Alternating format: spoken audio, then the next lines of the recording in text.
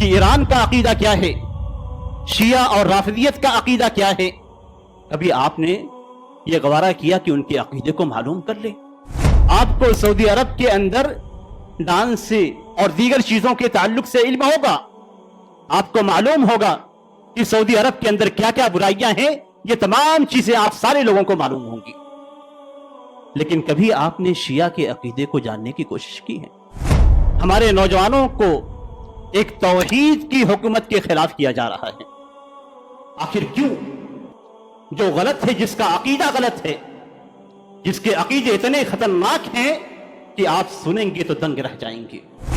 یہ رافضیت، یہ ایران اور ایران کی مذہبی حکومت، یہ تمام کی تمام ایسی ہیں جن کی جڑیں عبداللہ بن سبا الیہودی منافق سے ملتی ہیں۔ آج ہم میں سے بہت سارے نوجوان اپنے اندر موجود منافقین کو پہچان نہیں پا رہے ہیں۔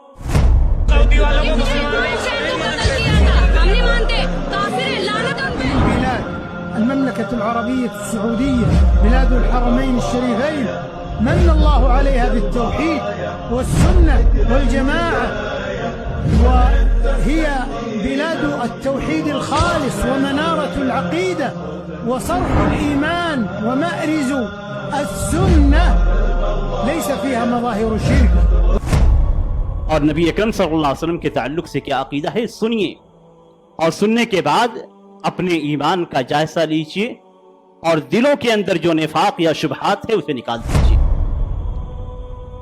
اللہ کے رسول صلی اللہ علیہ وسلم کے تعلق سے ان کا عقیدہ ہے کہ اللہ کے رسول صلی اللہ علیہ وسلم کو کی شرمگاہ کو جہنم میں اتنی بار عذاب دیا جائے گا جتنی بار انہوں نے حضرت عائشہ رضی اللہ تعالیٰ عنہا سے مجانت کی۔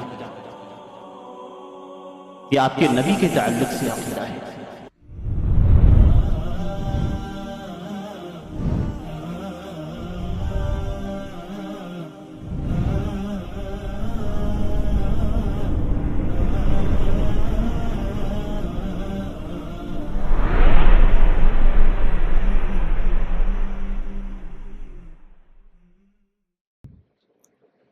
میرے عزیز اسلامی بھائیوں اور بہنوں، اللہ تبارک و تعالیٰ نے ہمیں ایک ایسی کتاب دی ہے جس کتاب کے اندر ہماری زندگی کے تمام مسائل کا حل بیان کیا گیا ہے۔ یہ کتاب ہمیں عقیدے کے اندر رہنمائی کرتی ہے، یہ کتاب ہمیں عبادات کا طریقہ بتلاتی ہے، یہ کتاب ہمیں آپسی لین دین کے طور طریقے سے بھی آگاہ کرتی ہے، یہ ہمارے اخلاق کو بھی سنوارتی ہے، ہمارے کردار کو بھی بناتی ہے۔ یہ کتاب ایسی ہے جسے مسلمانوں کے لیے ہر معاملے میں ہدایت قرار دیا گیا ہے۔ سورۃ الفاتحہ کے بعد جس میں ہم رب تعالیٰ سے صراط مستقیم پر چلنے کی توفیق طلب کرتے ہیں، اور جس میں ہمیں یہود و نصارہ کے طریقے میں سے بچنے کی دعا کرتے ہیں، اس کے بعد جو پہلی آیت ذکر کی گئی، الف لام میم ذالک الکتاب لا ریب فیہ، کہ ایسی کتاب ہے جس کے تعلق سے کوئی شک نہیں ہے۔ ہر مسلمان اس بات کا عقیدہ رکھتا ہے کہ قرآن کریم کے اندر جن باتوں کو تذکرہ کیا گیا ہے وہ باتیں ہمارے لیے ہدایت کی باتیں ہیں، اور اس میں کوئی بھی مسلمان شک نہیں کرتا، کسی بھی مسلمان کو اس تعلق سے شک نہیں رہتا۔ لیکن کبھی آپ نے غور کیا ہے کہ قرآن کریم کی ابتدا میں اللہ تبارک و تعالیٰ نے کس طرح کے لوگوں کا ذکر کیا ہے؟ یہ ھدی للمتقین ہے، آپ کے لیے ہدایت کی کتاب ہے، الذین یؤمنون بالغیب ویقیمون الصلاۃ، کہ جو لوگ غیب کی باتوں پر ایمان رکھتے ہیں اور نماز کو قائم کرتے ہیں، ہم نے انہیں جو عطا کیا ہے اس میں سے وہ خرچ کرتے ہیں۔ یہ کون لوگ ہیں؟ ان کا تذکرہ کیا گیا ہے آپ کو سب سے پہلے دیکھنا ہے کہ آپ ان میں شامل ہیں یا شامل نہیں ہیں۔ ہر مسلمان قرآن کریم کی ابتدا میں جن لوگوں کا ذکر کیا گیا ہے ان میں وہ شامل ہے۔ پوری انسانیت کو رب تعالیٰ نے 3 حصوں میں تقسیم کر دیا ہے۔ پوری انسانیت میں جتنے بھی افراد ہیں، جتنے بھی انسان زندہ زندگی گزارتے ہیں اور قیامت تک جتنے بھی افراد آنے والے ہیں، ان تمام افراد کو رب تعالیٰ نے 3 قسموں میں تقسیم کیا ہے۔ آپ کو پہچاننا ہے، آپ کو جاننا ہے کہ آپ کس قسم سے ہیں، اور دوسرا کس قسم سے ہے، اور تیسرا کس قسم سے ہے۔ سب سے پہلے اللہ تبارک و تعالیٰ نے صرف 3 آیات میں 3 آیتیں ذکر کی گئی۔ 3 آیتوں کے اندر رب تعالیٰ نے مومن کی صفات کو ذکر کیا ہے، مسلمان کون لوگ ہیں۔ پھر اس کے بعد اللہ تبارک و تعالیٰ نے صرف 2 آیتوں کے ذریعے سے کافروں کی نشانیاں بتلا دی ہیں۔ پھر اس کے بعد رب تعالیٰ نے 13 آیتوں میں منافقین کا ذکر کیا ہے۔ آپ خود سوچ سکتے ہیں کہ 3 آیتوں میں مسلمانوں کا ذکر، 2 آیتوں میں رب تعالیٰ نے کافروں کا ذکر کیا، کیونکہ یہ دونوں بالکل واضح ہیں۔ ایک مسلمان بالکل واضح ہوتا ہے، ایک کافر بالکل واضح ہے، لیکن جس کا معاملہ پیچیدہ اور گنجلک ہوتا ہے، رب تعالیٰ نے اس کے تعلق سے 13 آیتیں نازل کی ہیں قرآن کی ابتدا میں ہی، تاکہ آپ پڑھیں تو اپنے آپ کو بھی پہچان لیں، اپنے مخالف کفار کو بھی پہچان لیں، اور ایسے افراد کو بھی پہچان لیں جو حقیقی معنوں میں کافر ہیں لیکن دکھاوے کے لیے مسلمان ہیں۔ انہی سے بچ کے رہنے کی ضرورت ہے، اس لیے کہ جو دشمن کھلا ہوا ہوتا ہے اس سے آدمی اپنے آپ کو بچا لیتا ہے، لیکن جو دشمن چھپا ہوا ہوتا ہے اس سے آدمی اپنے آپ کو بچا نہیں پاتا۔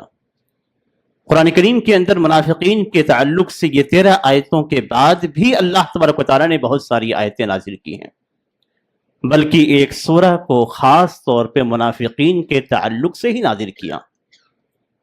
اس سورہ کی ابتدا کو آپ پڑھ لیجئے، اور اس میں نشانیاں جو بیان کی گئی ہیں ان نشانیوں کو آپ سمجھ لیجئے کہ اذا جاءک المنافقون قالوا نشہد انک لرسول اللہ، کہ منافقین آتے ہیں اور آنے کے بعد نبی اکرم صلی اللہ علیہ وسلم کے پاس گواہی دیتے ہیں کہ اللہ کے رسول ہیں۔ اللہ تبارک و تعالیٰ کیا فرماتا ہے؟ واللہ، اللہ گواہی دیتا ہے کہ منافقین جھوٹے ہیں، یعنی وہ اس بات کا اقرار کرنے والے رہیں گے کہ لا الہ الا اللہ محمد رسول اللہ، وہ اس بات کا اقرار کرتے ہیں۔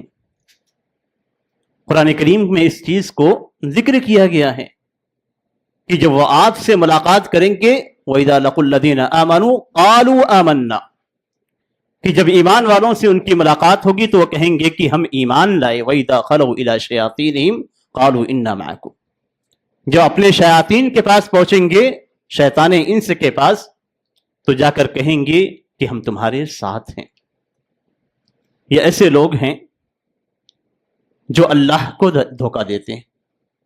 وَمِنَ النَّاسِ مَن يَقُولُ آمَنَّا بِاللَّهِ وَبِالْيَوْمِ الْآخِرِ وَمَا هُمْ بِمُؤْمِنِينَ، کچھ لوگ ایسے ہوں گے جو یہ کہیں گے کہ ہم اللہ اور آخرت کے دن پر ایمان رکھتے ہیں، یہ لوگ حقیقی معنوں میں مومن نہیں ہیں۔ یخادعون اللہ والذین آمنوا، کہ یہ لوگ اللہ کو دھوکہ دیتے ہیں اور مسلمانوں کو دھوکہ دیتے ہیں۔ یہ تمہیدی باتیں میں نے آپ کے سامنے آج کے حالات کے تناظر میں رکھا ہے، تاکہ آپ کو معلوم ہو جائے کہ اس دنیا کے اندر صرف مسلمان اور کافر ہی نہیں بستے ہیں، بلکہ اس دنیا کے اندر مسلمانوں کے ساتھ کافر بھی بستے ہیں اور منافقین بھی بستے ہیں۔ یہ صرف نبی اکرم صلی اللہ علیہ وسلم کے زمانے کی بات نہیں ہے کہ اللہ تبارک و تعالیٰ نے نبی اکرم صلی اللہ علیہ وسلم کے زمانے کی بات کو نقل کر دیا اور معاملہ ختم ہو گیا۔ یہ منافقین کب ابھرتے ہیں؟ نبی اکرم صلی اللہ علیہ وسلم کی سیرت طیبہ پہ آپ نظر ڈالیں گے تو آپ کو معلوم ہو جائے گا کہ مکہ مکرمہ کے اندر جب اسلام کمزور تھا تو اس وقت صرف مسلمان اور کافر ہی تھے۔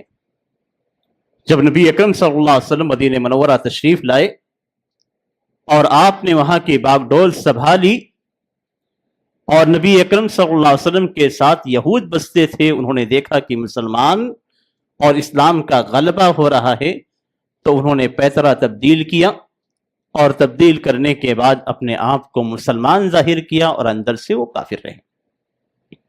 ایک بات واضح ہو گئی کہ سب سے اولین منافقین یہود تھے۔ یہ بات بالکل واضح ہے کہ مدینہ منورہ میں آنے کے بعد انصار اسلام میں داخل ہو گئے، مہاجرین مکہ سے مدینہ تشریف لائے، اور ایک تیسرے افراد موجود تھے جن کے تعلق سے اس آیت کریمہ کے اندر بتلایا گیا کہ یہود تھے جو حقیقی معنوں میں یہود تھے لیکن انہوں نے اسلام کا چولا پہنا تھا۔ ان میں رئیس المنافقین عبداللہ بن ابی تھا۔ یہ نبی اکرم صلی اللہ علیہ وسلم کے زمانے کے منافقین کی حالت کو بیان کیا گیا۔ نبی اکرم صلی اللہ علیہ وسلم کے بعد حضرت بکر رضی اللہ تعالیٰ عنہ کا زمانہ آیا، پھر حضرت عمر رضی اللہ تعالیٰ عنہ کا زمانہ آیا۔ ان دونوں زمانوں میں ان لوگوں نے اپنے سر کو اٹھایا نہیں۔ حضرت عثمان رضی اللہ تعالیٰ عنہ کا زمانہ آیا جہاں پہ اور جس وقت اسلام کی زمین کشادہ ہوئی، فتوحات ہوئے، اور اتنی فتوحات ہوئے اور اتنی سرزمینیں فتح کی گئیں، اتنے افراد اسلام میں داخل ہوئے کہ اس سے پہلے اتنی بڑی فتح دیکھی نہیں گئی تھی۔ یہ حضرت عثمان رضی اللہ تعالیٰ عنہ تھے۔ اس زمانے کے اندر بھی اسلام کو نقصان پہنچانے کے لیے عبداللہ بن سبا یہودی، جس کا تعلق یمن سے تھا، مدینہ تشریف لایا۔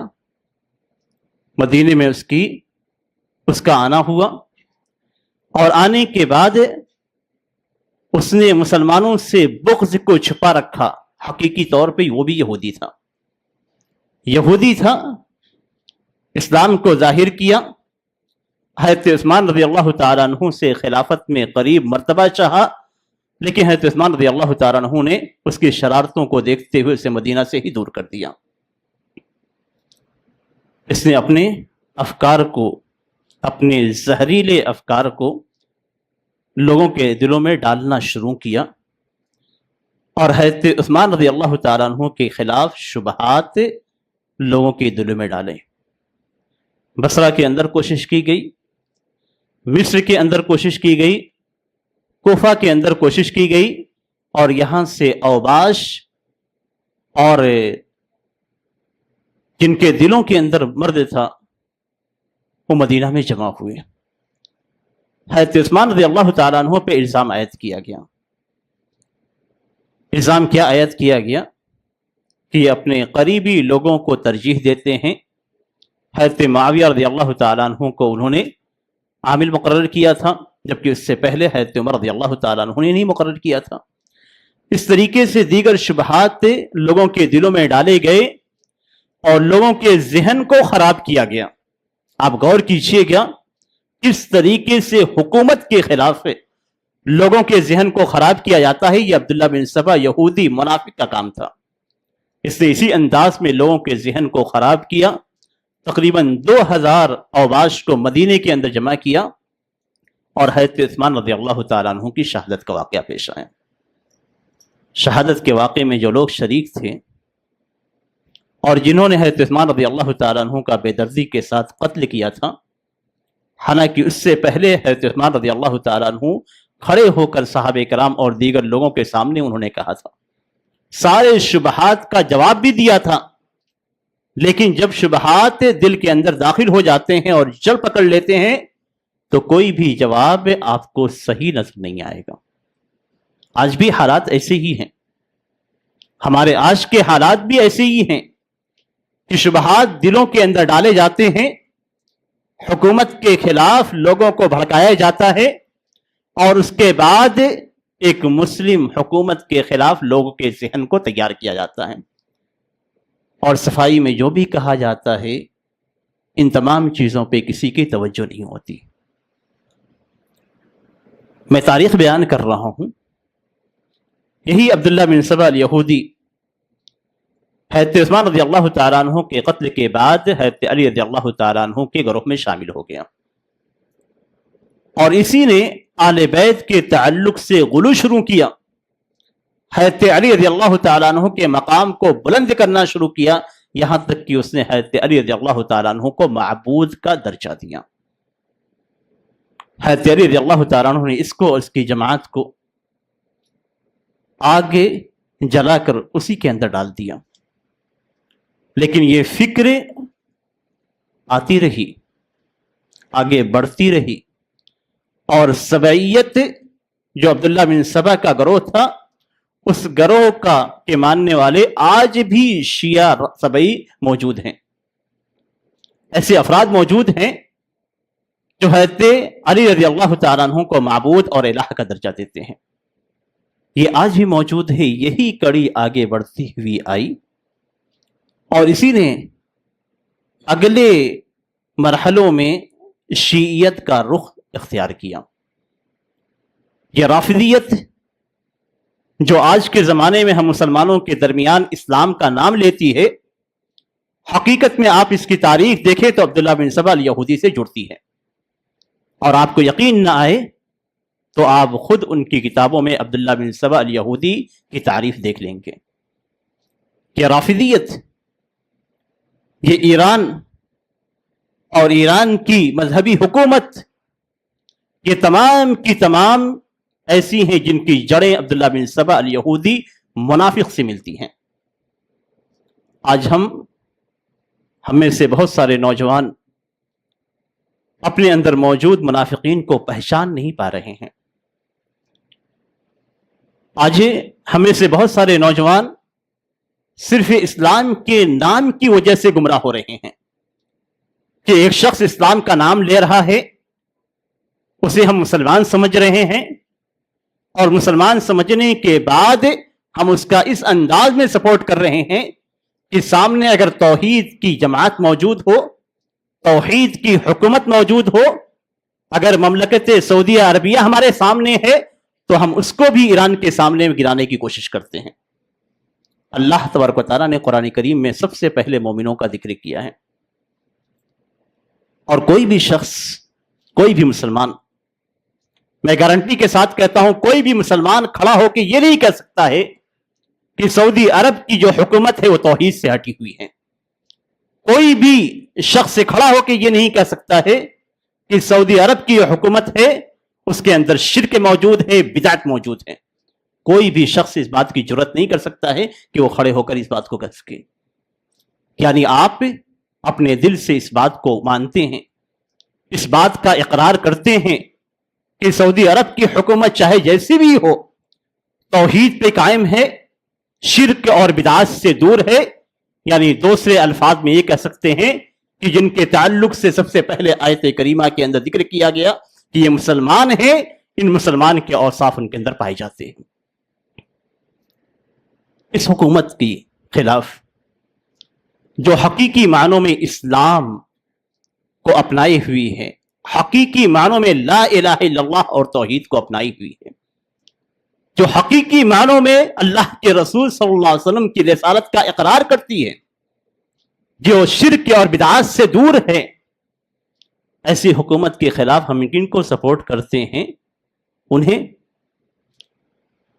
جن کا لنک جڑتا ہے عبداللہ بن سبا یہودی منافق سے۔ ہماری عقلوں کو کیا ہو گیا ہے؟ ہم کبھی اپنی اسلامی تاریخ پڑھ لیں، کبھی لوگوں کے عقیدے کو معلوم کر لیں۔ ایک طرف ہم نے ہلکا سا عقیدہ پیش کیا سعودی عرب کی حکومت کا، دوسری طرف ذرا ایران کے عقیدے کو بھی آپ جان لیجئے کہ ایران کا عقیدہ کیا ہے، شیعہ اور رافضیت کا عقیدہ کیا ہے۔ کبھی آپ نے یہ گوارا کیا کہ ان کے عقیدے کو معلوم کر لیں؟ ہم مسلمان ہیں تو مسلمان کا سب سے بڑا فرض یہ بنتا ہے کہ سامنے والے کے عقیدے کو دیکھا جائے، کہ اس کا عقیدہ کیسا ہے، وہ کیا عقیدہ رکھتا ہے، اسلام کو کس حد تک لیتا ہے، اسی اعتبار سے اس کے تعلق سے ہم فیصلہ کریں گے۔ آپ نے کبھی شیعہ کے عقیدے کو پڑھنے کی کوشش کی ہے؟ آپ نے کبھی شیعہ کے عقیدے کو جاننے کی کوشش کی ہے؟ نہیں معلوم ہوگا آپ کو۔ آپ کو سعودی عرب کے اندر ڈانس سے اور دیگر چیزوں کے تعلق سے علم ہوگا، آپ کو معلوم ہوگا کہ سعودی عرب کے اندر کیا کیا برائیاں ہیں، یہ تمام چیزیں آپ سارے لوگوں کو معلوم ہوں گی، لیکن کبھی آپ نے شیعہ کے عقیدے کو جاننے کی کوشش کی ہے؟ اس جنگ کے اندر کبھی آپ نے ایران کے عقیدے کو جاننے کی کوشش کی ہے؟ ایران کے مذہبی عقیدے کو جاننے کی کوشش کی ہے؟ نہیں کوشش کی ہوگی آپ نے، کبھی آپ کے ذہن میں یہ بات بھی نہیں آئی ہوگی، کیونکہ ایک اچھی حکومت پہ الزام لگانا، اس کو شبہات کے دائرے میں لانا اور پھر اس کے خلاف لوگوں کے ذہن کو تیار کرنا، یہ عبداللہ بن سبا الیہودی کا کام تھا جو حضرت عثمان رضی اللہ تعالیٰ عنہ کے خلاف کیا گیا تھا۔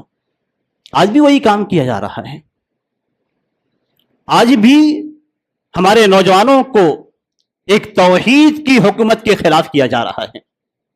آخر کیوں؟ جو غلط ہے، جس کا عقیدہ غلط ہے، جس کے عقیدے اتنے خطرناک ہیں کہ آپ سنیں گے تو دنگ رہ جائیں گے۔ جو اس بات کا عقیدہ رکھتا ہے، شیعت کے عقیدے کو آپ سن لیجیے۔ شیعہ کا عقیدہ یہ ہے کہ ہمارے اعمال اور حرکات کا رب تعالیٰ کو علم نہیں ہوتا، ہماری نیتوں کا، ہمارے افعال کا، ہماری حرکتوں کا، ہمارے اعمال کا رب تعالیٰ کو علم نہیں ہوتا۔ رب تعالیٰ کو علم کب ہوتا ہے؟ جب ہم کر لیتے ہیں۔ یہ البداع کا عقیدہ ہے، البداع کا عقیدہ جو شیعوں کے ہاں موجود ہے۔ آپ کو ان کا عقیدہ پڑھنا ہو تو الکافی جو اصول الکلینی کے نام سے مشہور ہے، اس کو آپ پڑھ لیجئے، آپ کو معلوم ہو جائے گا ان کا عقیدہ کیا ہے۔ رب تعالیٰ کے تعلق سے ان کا عقیدہ ہے کہ رب کو ہمارے اعمال کا، ہماری نیتوں کا علم نہیں ہوتا، جب ہم کر لیتے ہیں تو کرنے کے بعد رب تعالیٰ کو علم ہوتا ہے۔ یہ اللہ کے تعلق سے ان کا عقیدہ ہے۔ اور نبی اکرم صلی اللہ علیہ وسلم کے تعلق سے کیا عقیدہ ہے، سنیے، اور سننے کے بعد اپنے ایمان کا جائزہ لیجئے اور دلوں کے اندر جو نفاق یا شبہات ہے اسے نکال دیجئے۔ اللہ کے رسول صلی اللہ علیہ وسلم کے تعلق سے ان کا عقیدہ ہے کہ اللہ کے رسول صلی اللہ علیہ وسلم کی شرمگاہ کو جہنم میں عذاب دیا جائے گا۔ سنا آپ نے؟ کن کے تعلق سے ہیں؟ اللہ کے رسول صلی اللہ علیہ وسلم کے تعلق سے ان کا عقیدہ ہے کہ اللہ کے رسول صلی اللہ علیہ وسلم کو کی شرمگاہ کو جہنم میں اتنی بار عذاب دیا جائے گا جتنی بار انہوں نے حضرت عائشہ رضی اللہ تعالیٰ عنہا سے مجاملت کی ہے۔ یہ آپ کے نبی کے تعلق سے عقیدہ ہے۔ آپ نے لا الہ الا اللہ، اللہ کے تعلق سے عقیدہ سن لیا، محمد الرسول اللہ کے تعلق سے بھی آپ نے عقیدہ سن لیا۔ ان کا عقیدہ ہے کہ نبی اکرم صلی اللہ علیہ وسلم کی سب سے چہیتی بیوی، جس سے اللہ کے رسول صلی اللہ علیہ وسلم سب سے زیادہ محبت کرتے تھے، ان کا عقیدہ ہے کہ وہ جہنم میں ہیں۔ آپ تو صرف شہادتین پڑھتے ہیں، لا الہ الا اللہ محمد رسول اللہ، یا آپ کہتے ہیں کہ اشہد ان لا الہ الا اللہ و اشہد ان محمد رسول اللہ۔ ان کے یہاں ابھی شہادت مکمل نہیں ہوتی، ان کے اسلام میں آپ ان شہادتین سے داخل نہیں ہو سکتے ہیں۔ ان کے اسلام میں داخل ہونے کے لیے، جس اسلام کا وہ دعویٰ کرتے ہیں، یعنی ان کے نفاق میں داخل ہونے کے لیے آپ کو آگے اس بات کی بھی گواہی دینی ہوگی کہ علی اللہ کے ولی ہیں۔ آپ کو اس بات کا بھی اقرار کرنا ہوگا کہ ابو بکر، عمر اور عائشہ جہنم میں ہیں۔ جب تک آپ ان باتوں کا اقرار نہیں کریں گے، آپ ان کی نگاہ میں مسلمان نہیں ہیں۔ وہ آپ کے تعلق سے کیا عقیدہ رکھتے ہیں اور آپ کے تعلق سے ان کے ہاں کیا چیزیں پائی جاتی ہیں، ان کی کتابوں میں لکھا ہوا ہے کہ اگر کسی سنی پہ دیوار گرا سکتے ہیں، اسے مار سکتے ہیں، تو دیوار گرا دو۔ وہ آپ کو عوام سے تعبیر کرتے ہیں، اپنے آپ کو مومن سے تعبیر کرتے ہیں۔ کیا کیا باتیں ان کے تعلق سے کہی جائیں، اللہ کے کلام کے تعلق سے ان کا عقیدہ ہے کہ یہ کلام ناقص ہے، اس میں سے ابو بکر رضی اللہ تعالیٰ عنہ نے کچھ چیزوں کو چھپا لیا۔ ان کے ہاں سورۃ الولایہ ہے جو آپ کی کتاب میں، آپ کے قرآن میں نہیں ہے۔ یہ وہ لوگ ہیں جو آپ کے صحابہ کرام کو کافر ٹھہراتے ہیں۔ ان کے نزدیک سارے صحابہ کرام کافر ہیں۔ نبی اکرم صلی اللہ علیہ وسلم کی وفات کے بعد سارے صحابہ کرام مرتد ہو گئے تھے، یہ ان کا عقیدہ ہے۔ صرف 4 اور ان کے بعد روایتوں میں صرف 3 لوگ ایسے تھے جو اسلام پر قائم رہے۔ آپ کیا سمجھتے ہیں وہ آپ کے تعلق سے کیا عقیدہ رکھتے ہیں؟ آپ کو کیا نقصان پہنچانا چاہتے ہیں؟ ان کی کتابوں میں لکھا ہوا ہے کہ ہمارے مہدی، آپ کے مہدی الگ ہیں، ان کے مہدی الگ ہیں، جیسے آپ کا قرآن الگ ہے، ان کا قرآن الگ ہے۔ ان کے مہدی جب ظاہر ہوں گے تو ظاہر ہونے کے بعد خانہ کعبہ کو ڈھائیں گے، ختم کریں گے، خانہ کعبہ کی بنیاد کو ڈھا دیں گے، آپ کا بیت اللہ بھی ختم ہو جائے گا۔ ان کے ارادوں میں وہ چیز شامل ہے۔ اور آپ نے دیکھا ہوگا کہ سعودی عرب اور حوثی کی جنگ میں عبد الملک الحوثی کی جانب سے جو میزائل ڈالی گئی تھی وہ خانہ کعبہ کے رخ پر ڈالی گئی تھی۔ آپ کے خانہ کعبہ کو ڈھانے کی نیت ان کے اندر موجود ہے، اس کے لیے وہ کوشش بھی کرتے ہیں، اور یہی ان کے مہدی آنے کے بعد خانہ کعبہ کو ڈھا دیا جائے گا۔ اور مدینے کے اندر جب ان کا مہدی پہنچے گا تو ابو بکر رضی اللہ تعالیٰ عنہ، عمر رضی اللہ تعالیٰ عنہ کے قبروں کو نکال کر سولی پہ لٹکائے گا۔ یہ ان کی کتابوں میں موجود ہے، اور ایسا نہیں کہ یہ پرانی باتیں ہیں، نئی باتیں ہیں۔ خمینی کی کتابیں آپ پڑھ لیجیے، آپ کو معلوم ہو جائے گا کہ کس قدر بغض وہ آپ سے رکھتے ہیں، آپ کے صحابہ کرام سے رکھتے ہیں۔ ہم صحابہ کرام سے محبت کرنے والے ہیں، اور ہم ابو بکر و عمر رضی اللہ تعالیٰ عنہما کو اونچا مقام دینے والے ہیں۔ ہمارے نزدیک نبی اکرم صلی اللہ علیہ وسلم کے فرمان کے مطابق اس ساری امت میں سب سے افضل ابو بکر رضی اللہ تعالیٰ عنہ۔ نبی اکرم صلی اللہ علیہ وسلم کا فرمان ہے کہ اگر پوری امت کا ایمان ایک پلڑے میں رکھ دیا جائے اور ترازو کے دوسرے پلڑے میں ابو بکر رضی اللہ تعالیٰ عنہ کا ایمان رکھ دیا جائے تو ان کا ایمان بھاری پڑ جائے گا، ان کو وہ کافر ٹھہراتے ہیں، ان کو یہ کافر اور مرتد مانتے ہیں۔ حضرت عمر رضی اللہ تعالیٰ عنہ کے تعلق سے ہے کہ لو کان بعدی نبیا لکان عمر، اگر میرے بعد کوئی نبی ہوتا تو عمر ہوتا۔ اتنے بلند مقام رکھنے والے صحابی کے تعلق سے کہتے ہیں کہ وہ کافر ہیں، اور افسوس تو ان پہ نہیں ہوتا، مجھے افسوس ان پہ نہیں ہے، بالکل نہیں ہے، اس لیے کہ منافقین پہ افسوس کرنے کی ضرورت بھی نہیں ہے۔ میں صرف ان کے عقیدے کو اس لیے بیان کر رہا ہوں کہ ہمارے وہ مسلمان بھائی اور ہمارے وہ نوجوان جو آج ان کی حمایت کر رہے ہیں، ذرا ان کے تعلق سے بھی جان لیں کہ کس کی آپ حمایت کر رہے ہیں، اور کس کے تعلق سے آپ بات کر رہے ہیں، اور کس کے خلاف آپ بول رہے ہیں۔ آپ کے ذہن کے اندر جو باتیں ہیں ان باتوں کو سمجھنے کی ضرورت ہے۔ آپ کے دلوں میں جو شبہات ہیں ان شبہات کو صاف کرنے کی ضرورت ہے۔ آج ہم میں سے اکثر مسلمان، بلکہ بہت سارے افراد جو اپنے آپ کو سنی جماعت کی طرف یعنی اہل سنت و جماعت کی طرف منسوب کرتے ہیں، شیعہ سے الگ اپنے آپ کو رکھتے ہیں، بہت سارے افراد ایسے ہیں جن کے ذہن میں وہی کیڑے ہیں، جن کے دلوں میں وہی شبہات ہیں، جن کے دلوں کے اندر وہی مرض ہے جو مرض منافقین اور ایران اور شیعوں کے اندر ہیں۔ آج نوجوانوں کو جس بات کو جاننے کی ضرورت ہے وہ یہ کہ حق کیا ہے، باطل کیا ہے. اور وہ لوگ جو سعودی عرب کی غلطیوں کو سامنے لا کر اس کے خلاف دلوں میں بغض سے اور نفرت پھیلاتے ہیں، ان کو جان لینا چاہیے کہ آج تک نبی اکرم صلی اللہ علیہ وسلم کے زمانے سے لے کر آج تک کوئی بھی ایسی حکومت قائم نہیں ہوئی جس حکومت کے اندر کبھی کوئی برائی نہ رہی ہو. پوری تاریخ آپ اپنی تاریخ اسلام کو پڑھ لیجئے.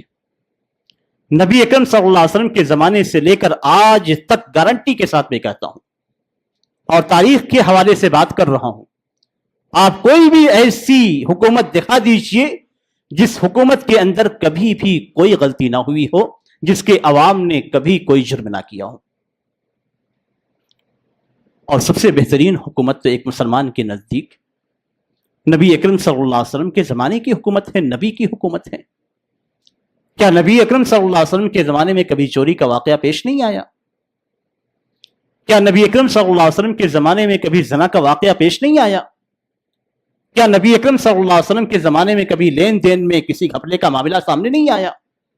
آپ احادیث کا مطالعہ کیجئے تو آپ کو معلوم ہو جائے گا کہ اللہ کے رسول صلی اللہ علیہ وسلم کے پاس ایک آدمی کو لائے جاتا تھا، وہ بار بار شراب پیتا تھا، آپ صلی اللہ علیہ وسلم اس پر حد قائم کرتے تھے. نبی اکرم صلی اللہ علیہ وسلم کے زمانے میں حضرت ماعد اور غامدیہ رضی اللہ عنہما کو لایا گیا، ان پہ حدیں قائم کی گئی. آپ صلی اللہ علیہ وسلم کے زمانے میں چور کے ہاتھ کو کاٹا گیا. آپ صلی اللہ علیہ وسلم نے اپنی بیٹی کے تعلق سے فرمایا کہ اگر میری بیٹی بھی چوری کرتی تو میں اس کے ہاتھ کو کاٹ دیتا. یہ سارا واقعہ نبی اکرم صلی اللہ علیہ وسلم کی مدینے کی 10 سالہ زندگی میں پیش آیا، 13 سالہ زندگی میں پیش آیا. 13 سال کی حکومت میں یہ سارے واقعات پیش آئے. تو کیا ان واقعات کی وجہ سے آپ نبی اکرم صلی اللہ علیہ وسلم پہ الزام عائد کریں گے؟ نہیں، حدوں کا قائم ہونا سب سے بڑی چیز ہے. اور اس کے بعد دیکھیے، تاریخ کو پڑھیے اور اس میں جو بہتر باتیں ہیں ان باتوں کو آپ لیجئے، اپنے ذہن کو صاف کیجئے.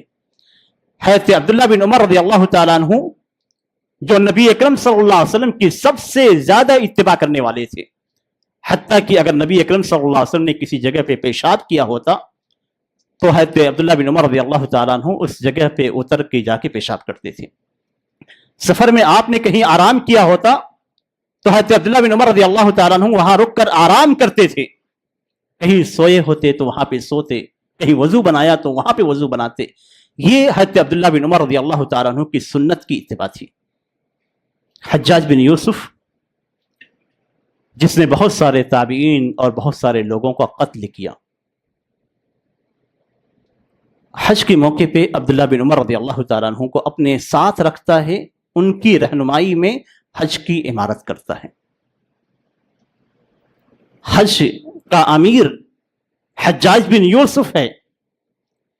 آپ اس کی تاریخ پڑھ لیجئے، جس نے سعید بن جبیر رحمہ اللہ جیسے بڑے تابعین کو قتل کیا. کتنے تابعی حضرات اس کے ہاتھوں سے قتل ہوئے. لیکن عبداللہ بن عمر رضی اللہ تعالیٰ عنہ نے کسی کو یہ نہیں کہا کہ یہ شخص قاتل ہے، اس کے پیچھے تم حج نہ کرنا. آج کہا جاتا ہے نا کہ سعودی حکومت ایسی ہے، عمرے پہ مت جاؤ، سعودی حکومت ایسی ہے، حج پہ مت جاؤ، تمہارے پیسوں کو وہ ڈانس میں اور دیگر چیزوں میں خرچ کرتی ہے.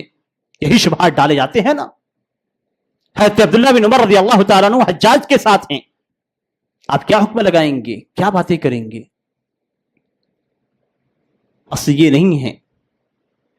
قرآن کریم کے اندر اس بات کو واضح کیا گیا ہے، وَلَا تَزِرُ وَازِرَةٌ وِزْرَ أُخْرَىٰ، کوئی کسی کا گناہ لے کر نہیں چلے گا.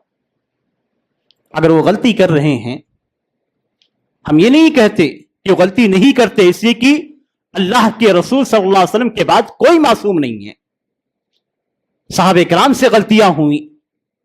جب صحابہ کرام سے غلطیاں ہو سکتی ہیں تو آج کے زمانے کے بادشاہوں سے غلطیاں نہیں ہو سکتی ہیں. حضرت علی رضی اللہ تعالیٰ عنہ نے قاتلین عثمان جو ان کی جماعت میں تھے ان کو روک کے رکھا اور کہا کہ جب تک معاملہ ٹھہر نہیں جاتا، معاملہ صحیح نہیں ہو جاتا ہے، اس وقت تک کہ ان کو قتل نہیں کیا جائے. اسی مسئلے کو لے کر صحابہ کرام میں اختلاف ہوا. اسی مسئلے کو لے کر حضرت معاویہ رضی اللہ تعالیٰ عنہ کھڑے ہوئے. اسی مسئلے کو لے کر اما عائشہ اور حضرت طلحہ اور زبیر رضی اللہ تعالیٰ عنہما کھڑے ہوئے. یہ سارے مسائل اس دور کے ہیں، صحابہ کرام کے زمانے کے ہیں. لیکن اس کے باوجود ہمارا جو عقیدہ ہے وہ یہ کہ صحابہ کرام کے جھگڑوں کے تعلق سے ہم زبان نہیں کھولیں گے، اپنی زبانوں کو بند رکھیں گے. اور اگر آپ نبی اکرم صلی اللہ علیہ وسلم کی احادیث کا مطالعہ کریں گے تو آپ کو 100 سے زائد احادیث میں 100 سے زائد احادیث کے اندر ولی امر مسلمانوں کے حکمراں کی اطاعت کا حکم دیا گیا ہے. یہاں تک کہ وہ ظلم بھی کرے تب بھی آپ کو اس کے خلاف بولنا نہیں ہے، آپ کو صبر کرنے کے حکم دیا گیا. حدیث کے اندر جن چیزوں کا حکم دیا گیا ہے وہ یہ کہ اگر آپ کی پیٹھ پہ کوڑے بھی برسائے تو اس کے خلاف آپ خروج نہیں کر سکتے ہیں، اس کے خلاف آپ بغاوت نہیں کر سکتے ہیں، اور ان کے لیے برابر دعا کی جائے گی. ہم دعا کرتے ہیں، ہم تو اپنے ہی مسلمان حکمرانوں کے خلاف بد دعائیں کرتے ہیں. ہم میں سے کتنے افراد ایسے ہیں، کتنے نوجوان ایسے ہیں جن کی خواہش یہ ہوتی ہے کہ ایران غالب ہو اور سعودی حکومت مغلوب ہو. آپ کو معلوم ہے مغلوب ہونے کے بعد کیا ہوگا؟ آپ کے خانہ کعبہ کو ڈھا دیا جائے گا، آپ کے شیخین اور اس امت کے سب سے افضل افراد کو سولیوں پہ لٹکایا جائے گا. کیا آپ یہی چاہتے ہیں؟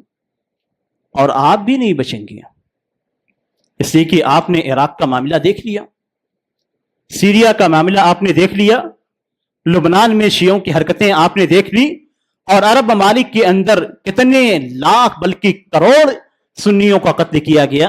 اور ان سارے سنی سے مراد آپ یہ نہ سمجھیں کہ بدعتی، میں یہاں سنی سے مراد شیعوں کے مقابل میں کہہ رہا ہوں جو سنت کی اتباع کرنے والے ہیں، جس میں سارے افراد اہل سنت و جماعت داخل ہیں، جس میں اہل حدیث بھی داخل ہیں، جس میں احناف بھی داخل ہیں، جس میں شوافیہ بھی داخل ہیں، جس میں مالکیہ بھی داخل ہیں، جس میں حنابلہ بھی داخل ہیں، جس میں سارے اپنے آپ کو مسلمان کہنے والے رافضیوں کے علاوہ سارے کی سارے شامل ہیں، چاہے بدعتی عقیدے کے حامل ہی کیوں نہ ہوں. وہ آپ کو نہیں بخشنے والے ہیں، وہ آپ کو معاف نہیں کرنے والے. جن کا دین اور دھرم یہی ہے کہ سنیوں کا قتل کیا جائے، جن کا ایمان اسی پہ ہے کہ سنیوں کو قتل کرنا یہ ثواب کا کام ہے، وہ آپ کو بخشیں گے. آج افسوس کی بات ہے کہ ہمارے نوجوان غفلت کا شکار ہیں اور جذباتیت کا شکار ہیں. جذبات میں اس سعودی عرب کے اندر ایسا کام کیوں ہوتا ہے، حرمین کے اندر ایسا کام کیوں ہوتا ہے، اس چیز کو سوچ سوچ کے وہ ایک حکومت کے خلاف ہو رہے ہیں جو توحید پر قائم ہے. توحید پہ قائم ہونے والی حکومت جس کی بنیاد ہی توحید پہ رکھی گئی ہے اور جس کا جھنڈا ہی لا الہ الا اللہ محمد رسول اللہ ہے. آپ سوچیں اور ٹھنڈے دل سے سوچیں کہ آپ جس چیز کو، جن شبہات کو اپنے دلوں میں جگہ دے رہے ہیں، کیا وہ صحیح ہے یا غلط ہے؟ آپ جس سے عقیدے کو اپنے اندر رکھ رہے ہیں، کیا یہ صحیح ہے یا غلط ہے؟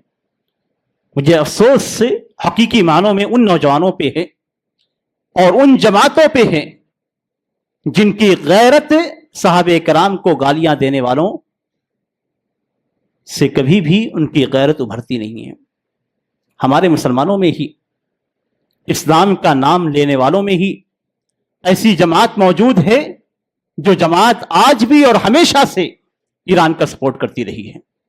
آپ کو معلوم ہوگا کہ ایرانی اسلامی حکومت، جس کو اسلامی کہتے ہیں، جس کو اسلامی انقلاب کہتے ہیں، خمینی کی حکومت جو قائم ہوئی، اس خمینی کی حکومت کے قائم ہونے کے بعد جو وفد سب سے پہلے جا کر ملا اور مل کر انہیں اسلامی حکومت کے قیام کی مبارکبادی دی، وہ ہم سنیوں میں سے جماعت اسلامی تھی.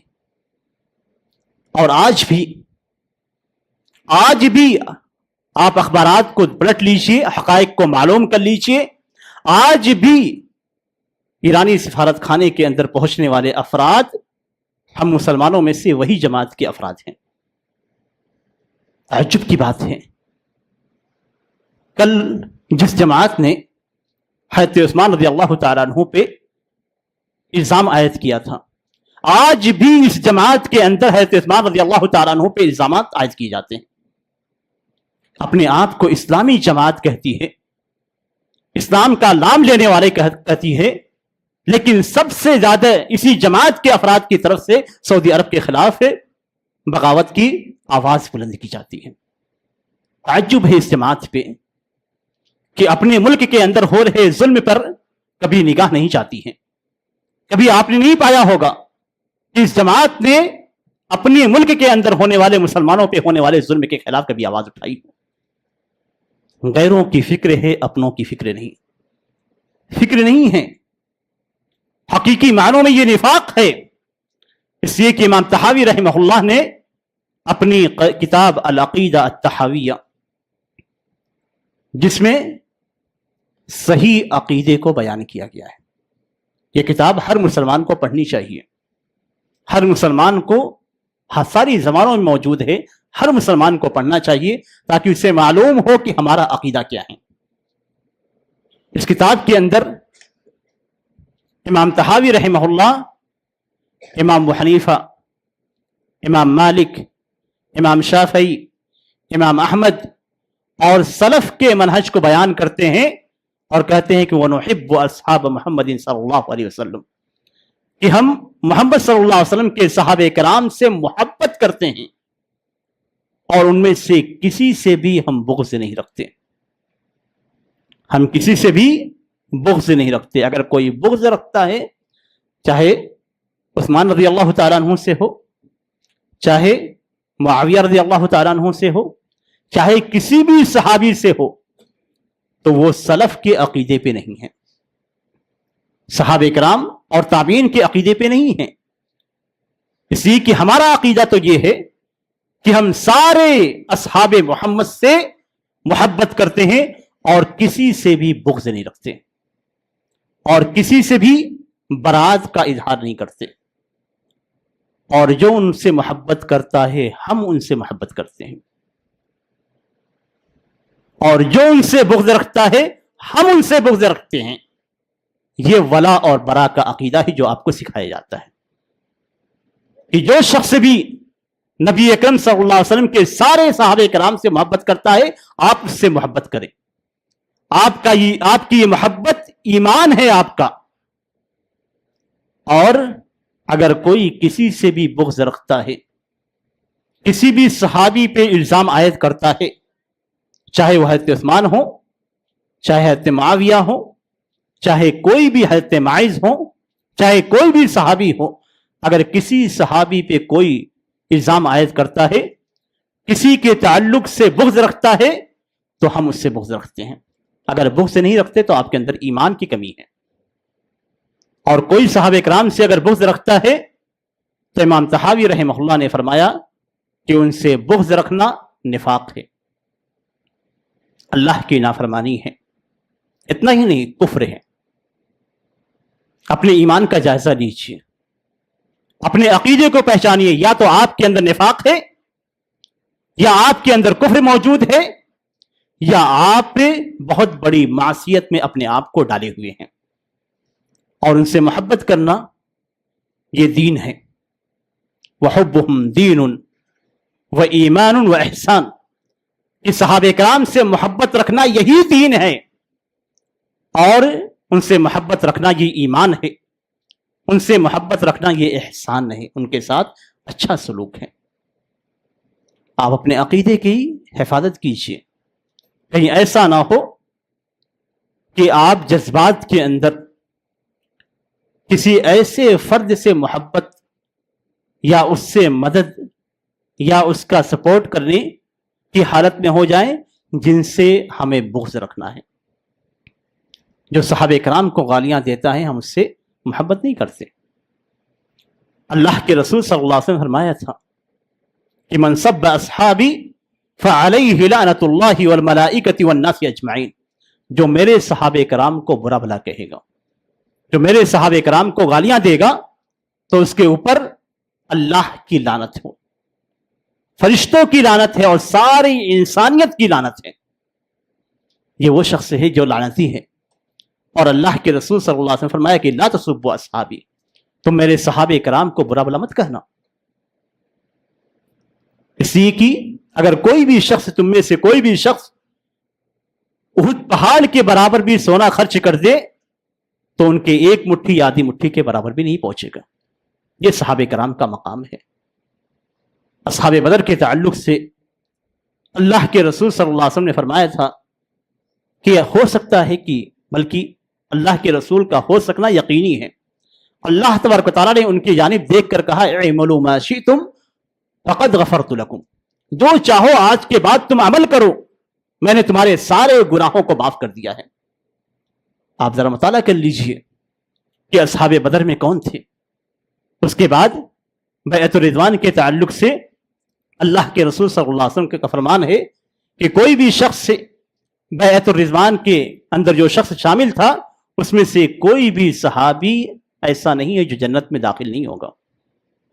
یہ صحابہ کرام ہیں جن کے لیے اللہ تبارک و تعالیٰ نے جنت کی بشارت دی ہے، لیکن افسوس کی بات یہ ہے کہ ہماری جماعتیں ہی صحابہ کرام پہ الزام لگاتی ہیں، ہماری جماعتیں ہی وہی الزامات جو صحابہ کرام پہ لگائے گئے تھے اور حضرت عثمان رضی اللہ تعالیٰ عنہ پہ لگا کر ان کے خلاف لوگوں کو بغاوت پہ معمول کیا گیا تھا، آج ہمارے مسلمانوں کے اندر بھی وہی عقیدہ پائے جا رہا ہے۔ افسوس کی بات ہے کہ مسلمان اتنے غافل کیوں ہیں۔ ساری دنیا کی تحقیق ان کے سامنے ہوتی ہے، آج کوئی بھی بات آپ کہیں تو اس کے بعد وہ گوگل کے ذریعے سے سرچ کرنے کی کوشش کرتے ہیں۔ کبھی آپ سرچ کیجئے شیعہ کے عقیدوں کے تعلق سے، کبھی آپ معلوم کیجئے ان کی کتابوں کو پڑھیے آپ، تو آپ کے دل کے اندر بھی وہی نفرت پیدا ہوگی جو ایک صاحب ایمان کے اندر نفرت پیدا ہوتی ہے۔ آپ صحابہ کرام کے مقام کو پہچانیے، آپ کبھی بھی ان لوگوں میں شامل نہ ہوئیے جو اسلام کا نام تو لیتے ہیں لیکن ان کی حرکتیں غیر اسلامی ہوتی ہیں، جو اپنی جماعت کو اسلامی جماعت قرار دیتے ہیں لیکن حقیقت میں ان کے اصول کو، ان کے علماء کی کتابوں کو آپ پڑھیں تو آپ کو معلوم ہو جائے گی کہ اس کے اندر کتنا نفاق بھرا ہوا ہے مسلمانوں کے خلاف ہی۔ اپنے عقیدے کو صحیح کیجیے، اپنے منہج کو درست کیجیے، اس لیے کہ یہ غلط عقیدہ جو آپ نے اپنے ذہن میں پال رکھا ہے، اس کے تعلق سے رب تعالیٰ آپ سے سوال کرے گا، اس کے تعلق سے آپ سے پوچھا جائے گا کہ آپ نے صحابہ کرام کے خلاف اپنے دل کے اندر بغض کیوں رکھا، آپ نے صحابہ کرام پہ الزام تراشی کیوں کی۔ آپ سے پوچھا جائے گا کہ جو لوگ تمہارے نبی کو، نبی کی بیوی کو اور نبی کے صحابہ کرام کو برا بھلا کہتے تھے، ان کا تم نے ساتھ کیوں دیا، آپ سے پوچھا جائے گا۔ آپ نے ذہنی طور پہ ساتھ دیا تب بھی پوچھا جائے گا، آپ نے عملی طور پہ ساتھ دیا تب بھی آپ سے پوچھا جائے گا، آپ نے زبانی طور پہ ساتھ دیا تب بھی آپ سے پوچھا جائے گا۔ آج ہم سپورٹ کرتے ہیں اور سپورٹ کی مختلف شکلیں ہمارے یہاں پائی جاتی ہیں، ان تمام حرکتوں کے تعلق سے رب تعالیٰ ضرور پوچھے گا آپ سے، اس لیے کہ رب تعالیٰ نے جنہیں اپنے نبی کی صحبت کے لیے اختیار کیا ہے وہ اس دنیا کے سب سے بہترین افراد ہیں۔ حضرت عبداللہ مسعود رضی اللہ تعالیٰ عنہ کہتے ہیں کہ اللہ تبارک و تعالیٰ نے بندوں کے دلوں میں دیکھا تو سب سے بہترین دل نبی اکرم صلی اللہ علیہ وسلم کا پایا تو انہیں رسالت کے لیے چن لیا۔ پھر اس کے بعد رب تعالیٰ نے بندوں کے دلوں میں دیکھا تو سب سے بہترین دل محمد صلی اللہ علیہ وسلم کے صحابہ کرام کا دل پایا۔ کون کہہ رہے ہیں؟ صحابی رسول کہہ رہے ہیں۔ تو انہیں نبی اکرم صلی اللہ علیہ وسلم کی صحبت کے لیے چن لیا، ان کو منتخب کیا گیا ہے۔ یہ ایسے اہرے گہرے نہیں ہیں جیسا آپ سمجھتے ہیں، بلکہ یہ نبی اکرم صلی اللہ علیہ وسلم کے لیے اللہ تبارک و تعالیٰ کی جانب سے منتخب افراد ہیں۔ اب ان کو کوئی گالیاں دیتا ہے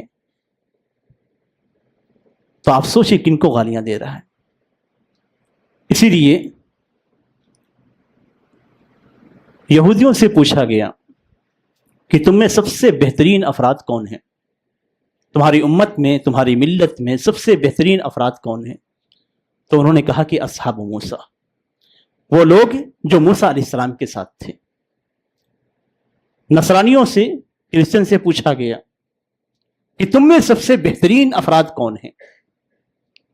تو انہوں نے کہا کہ جو حضرت عیسیٰ علیہ السلام کے ساتھ تھے، حواری۔